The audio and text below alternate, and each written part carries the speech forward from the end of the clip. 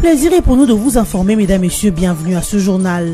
Le Front commun pour le Congo bat campagne au Sud Kivu avec le professeur Néhémie Muilanyam. Le cortège que dirigeait le coordonnateur du Front commun pour le Congo a quitté Bukavu pour Fizi, Luvungi, Sangé et Kaliba.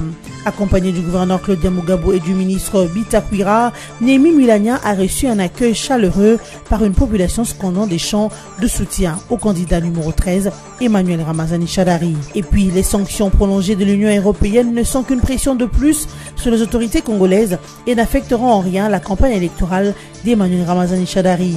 Le conseiller diplomatique du chef de l'État, Kikaabin Karoubiki, l'a dit en réaction à la prolongation par l'Union européenne des sanctions contre 14 autorités congolaises, a rappelé que la RDC et ses autorités sont pour l'instant préoccupées de la tenue effective des élections apaisées. En santé, sachez que les enfants sont les plus vulnérables face à la maladie à virus Ebola qui se propage à grande vitesse au Nord Kivu et en Ituri. Pour porter main forte au gouvernement, l'UNICEF, tout en déplorant le taux de mortalité infantile dû à Ebola, fournit aux enfants infectés, aux orphelins et aux enfants non accompagnés des soins psychosociaux, nutritionnels et un soutien éducatif. Le Front commun pour le Congo a bel et bien lancé sa campagne électorale pour la présidentielle et législative nationale et provinciale dans le Sud Kivu. Un cortège dirigé par le professeur Néhémie Muilanyam, coordonnateur du comité stratégique du FCC, qu'accompagnait le gouverneur de province, maître Claudia Mugabo, a quitté Bukavu lundi 10 décembre 2018 pour le territoire de Fizi.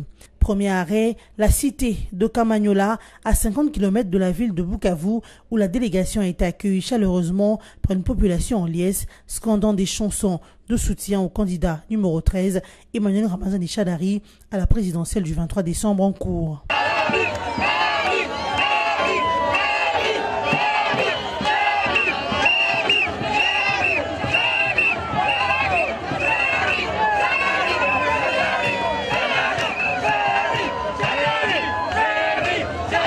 Même accueil à Luvungi, à Sangé et à Kiliba, où la population réunie autour de l'honorable Justin Bitakwira a réservé un bain de foule à la délégation du Front commun pour le Congo.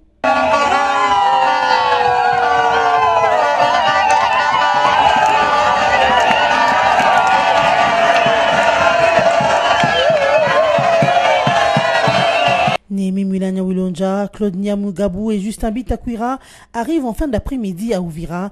Ils effectuent avec la population une longue marche de soutien au candidat du Front commun pour le Congo. C'est à la surprise générale que deux cadres de la plateforme Ensemble pour le changement, en la personne de Délice Sanga et Claudel Lubaya, ont appelé lundi 10 décembre 2018 la population de Kananga dans le Kasaï central à voter pour le candidat numéro 20, Félix Tshilombo Tshisekedi. Dans un meeting au centre-ville, les deux figures de la coalition Lamuka qui soutiennent la candidature de Martin Fayulu ont dans leur revirement pris à contre-pied leur chef de file Moïse Katumbi qui, lui, soutient la candidature de Martin Fayulu à la présidentielle du 23 décembre prochain. Dans une interview accordée à Actualité.cd, Délice Sanga a fait savoir qu'auparavant, il a soutenu l'idée d'une candidature commune en dépit de ce qui s'est passé à Genève et d'ajouter que Félix Tshisekedi a longtemps soutenu l'idée d'aller aux élections avec ou sans machine à voter, d'où l'importance de soutenir sa candidature.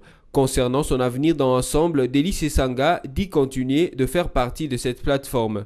De son côté, Claudel Lubaya, président de l'Union démocratique africaine originelle UDAO, affirme que Félix Tshisekedi offre au peuple congolais l'opportunité d'imposer l'alternance en participant massivement aux élections du 23 décembre 2018. Il sied d'ajouter que l'UDPS de Félix Tshisekedi et l'UDAO de Claudel Lubaya partagent les valeurs fondamentales de la social-démocratie, à savoir la liberté, la justice et la solidarité. Il convient de rappeler que lors de la présentation de l'équipe de campagne du candidat de la Mouka, Martin Fayulu, au mois de novembre dernier, l'on avait noté deux grandes absences, notamment de Claudel Lubaya et de Délice Sanga. Guéguerre au sein des coalitions de l'opposition qui battent campagne pour la présidentielle à l'est de la RDC. Une mise en garde sévère de l'Union pour la démocratie et le progrès social UDPS a été faite à l'égard de la coalition Lamuka qui a comme candidat Martin Fayulu. Dans une conférence de presse tenue le lundi 10 décembre à Kinshasa, Jean-Marc Kabunda Kaboun, secrétaire général de l'UDPS, appartenant à la coalition CASH avec Félix Tshisekedi comme candidat, a relevé une montée inquiétante de la haine et de la jalousie dans le chef des leaders de la coalition Lamuka qui, a-t-il affirmé, instrumentalise des groupes de jeunes et commandite des attaques contre leur candidat Félix Tshisekedi. Sans mâcher les mots, le secrétaire général de l'UDPS a invité Moïse Katumbi, Jean-Pierre Bemba, Antipas Moussanyamouissi à revenir à la raison et les a mis en garde. Il a ainsi promis une réplique énergétique en cas de récidive. Une confusion qui ne peut profiter qu'au candidat numéro 13, Emmanuel Ramazani Shadari, qui racole des électeurs à sa cause et qui bat campagne tranquillement dans déjà plus de 10 provinces de la RDC. Pendant ce temps, ses challengeurs directs, à savoir Martin Fayoulou et Félix Tshisekedi, sont dans les querelles stériles. Certains candidats aux élections du 23 décembre éprouvent d'énormes difficultés pour atteindre leurs fiefs électoraux dans les territoires du Béni à la 3e semaine de la campagne électorale. L'insécurité générée par l'activisme des groupes armés en est la cause principale. Plusieurs villages et localités du Béni sont occupés ou ciblés par des groupes armés. Cette situation restreint les mouvements des candidats en pleine campagne électorale dans la zone. L'un des candidats déclare qu'à part les défis sécuritaires, plus de 80% de la population du territoire des Béni ne savent pas utiliser la machine à voter à quelques jours seulement de la tenue des élections. Cependant, les chefs d'antenne de la CENI dans les territoires des Béni assurent que la sensibilisation sur l'utilisation de la machine à voter est en cours et ira jusqu'à la veille des élections. Sanctions de l'Union européenne contre 14 personnalités du gouvernement de la République démocratique du Congo. Sur le lundi 10 décembre, que l'organisation européenne les a prolongées pour une durée d'une année jusqu'au 12 décembre 2019. Parmi les personnes sanctionnées, on trouve les candidats des Front commun pour les Congo et dauphin du président Kabila, Emmanuel Ramazani Shadari. En réaction, le gouvernement de la RDC pense que cette prolongation n'est qu'une pression de plus aux autorités congolaises préoccupées à l'instant par la tenue effective des élections apaisées. Selon les conseils diplomatiques du chef de l'État, Barnabé Kikaya Bin Karoubi, ces sanctions n'auront aucun effet sur la campagne électorale du candidat du FCC qui va remporter le scrutin présidentiel, avant de rappeler qu'elles ne sont qu'une pression et qu'elles seront levées. Notons que ces sanctions ont été adoptées le 12 décembre 2016 et le 29 mai 2017, ce en réponse aux entraves du processus électoral en RDC et aux violations des droits de l'homme qui accompagnaient ces entraves. Elles consistent au gel des avoirs des dites personnalités et en interdiction des visas pour l'Union européenne à ces personnalités. Rappelons que récemment, lors de l'interview donnée à la journaliste Colette Brackman du journal belge Le Soir, le chef de l'État Joseph Kabila Kabange avait réaffirmé sa confiance en ses collaborateurs sanctionnés par l'Union européenne. La République démocratique du Congo continue de faire face à la pire épidémie à virus Ebola dans la partie orientale de son territoire national. Les enfants sont les plus vulnérables face à cette maladie qui se propage à grande échelle dans les provinces du Nord Kivu et de l'Ituri. Le Fonds des Nations Unies pour l'enfance, UNICEF, s'est dit profondément préoccupé du taux élevé de mortalité auprès des enfants infectés par le virus Ebola. De retour de sa mission à Béni, Marie-Pierre Poirier, directrice régionale de l'UNICEF pour l'Afrique centrale, a fait savoir que le nombre croissant des enfants infectés et séparés de leurs parents est dû à l'influence des patients dans les centres de traitement d'Ebola à Béni et Butembo. Pas loin de prêter main forte aux autorités congolaises, l'UNICEF fournit aux enfants infectés par le virus Ebola, aux orphelins et aux enfants non accompagnés de soins psychosociaux, nutritionnels et un soutien éducatif. Pour l'agence onusienne, des efforts soutenus sont nécessaires pour sensibiliser sur les méthodes de prévention afin d'améliorer considérablement la capacité de survie des enfants donnés pour vulnérables face à cette maladie mortelle. C'est par cette note que nous mettons un terme à ce journal, mais avant de nous séparer, voici le rappel de principaux titres.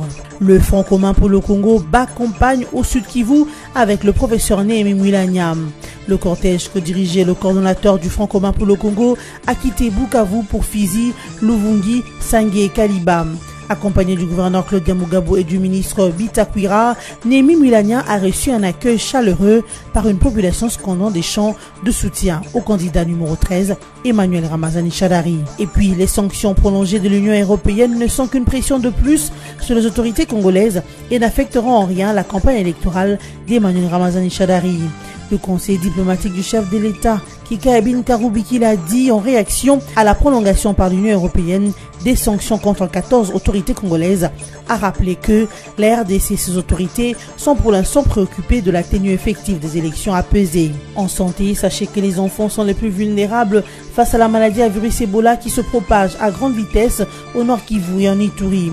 Pour porter main forte au gouvernement, l'UNICEF, tout en déplorant le taux de mortalité infantile dû à Ebola, fournit aux enfants infectés, aux orphelins et aux enfants non accompagnés des soins psychosociaux, nutritionnels et un soutien éducatif.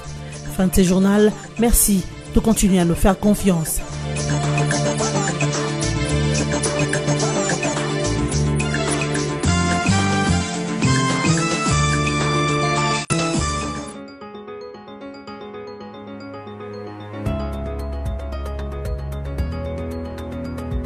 Mesdames, Messieurs, bienvenue à la revue de presse de ce mardi 11 décembre 2018 sur BCTV.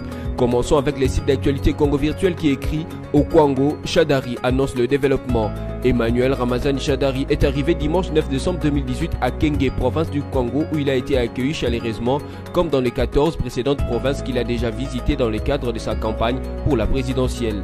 Le candidat numéro 13 s'est vu imposer une marche de joie de plus de 7 km pour communier avec la population. Au lieu du meeting, Shadari s'est montré aussi méthodique que perspicace dans l'identification des problèmes de la province et à la formulation de solutions. Au total, il a proposé à ses interlocuteurs un plan de développement de cette province à travers son industrialisation grâce au courant électrique à soutirer de la station du parc de Bukangalonzo.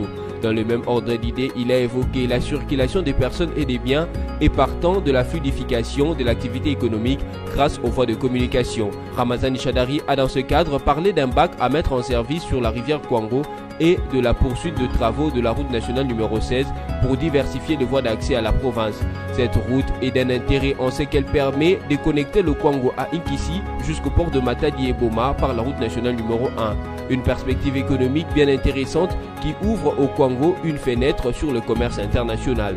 Poursuivons cette revue de presse avec Forum des As qui note en grand titre « L'UE reconduit les sanctions, la MP appelle Joseph Kabila en rempart ».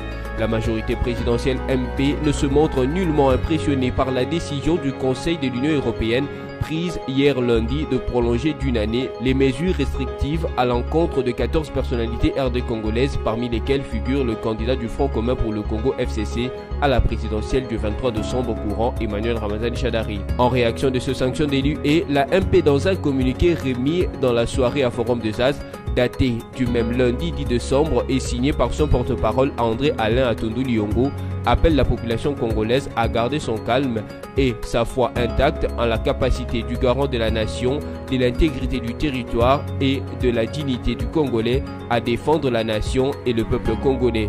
Pour la famille politique du président Joseph Kabila, notre cause est juste. Pas seulement l'éthique politique et le droit des peuples sont de notre côté, affirme le porte-parole de la majorité présidentielle. Bouclons cette revue de presse avec les sites de la radio Okapi qui écrit « Élection 2018, la ministre des Droits humains condamne la haine et l'intolérance pendant la campagne ». La ministre des Droits humains appelle les acteurs politiques congolais à la retenue et à la tolérance pour un aboutissement heureux du processus électoral. Lors de la célébration des 70 ans de la Déclaration universelle des droits de l'homme ce lundi 10 décembre à Kinshasa, Madame Marie-Ange Moshebekwa a condamné tous les actes provocateurs de haine et d'intolérance enregistrés en dernier temps pendant la campagne sur le territoire national. Elle a en outre condamné tous les discours haineux, tribalistes et xénophobes qu'on entend depuis quelques jours. Elle a évoqué le manque de tolérance observé dernièrement vis-à-vis d'un candidat à Kindu, contre un autre à Chikapa et contre un autre encore à Bunia. Ainsi s'achève cette revue de presse. Merci à vous de l'avoir suivi et à la prochaine.